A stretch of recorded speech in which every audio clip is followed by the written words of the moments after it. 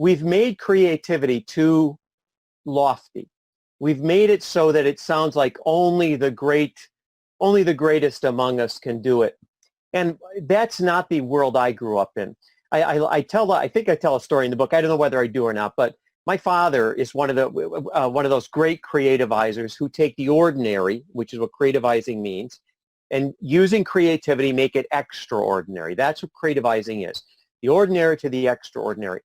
And I remember, when I grew up, we didn't have a lot of money, a lot of kids. I grew up in a HUD house, right, the whole shebang.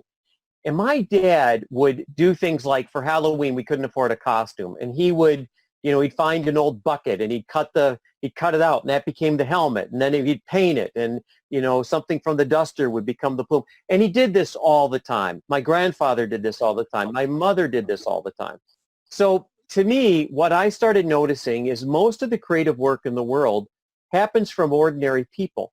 And occasionally, they figure out how to do that in their own life in a way that they make their job better, or they start a small business, or they do something better at church. It's not Homeric, Jim.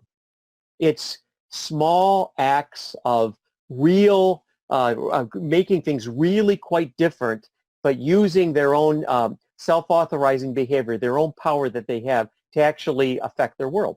Well, and then talking about the world that I live in, it's about, doing something such as what you're referring to there and improving and impacting the customer experience and the employee experience and having it to be an impact to the bottom line and to the whole customer retention. And there's a lot of opportunity for that. And one of the things that is always a focus that people talk about, whether they execute it is a different story, yep, is being able to connect with the frontline people who are interacting with the customer all day long. Right? Yeah, now you have to understand there's a really important connection here. And that is, most of my work is with very large companies. I started by building a company from the ground up, really. This is the Domino's, But one of the things, when you work with a very large company, you're going to see like a pyramid, and there's two places that creativity has to happen. And it normally does. One, it's the very top because people get paid out of options. And capitalism requires capitalists. So you're always trying to grow. There's a lot of problems with the way economies are set up in the United States, but one of the things that really works is, you're trying to improve the business at the top. And then the second place is the front line, just what you're saying. And the reason is they have to figure it out in real time, and particularly the farther away you are from headquarters. The middle layers, and there's nothing wrong with them, the middle layers are designed to maintain. They're designed to maintain.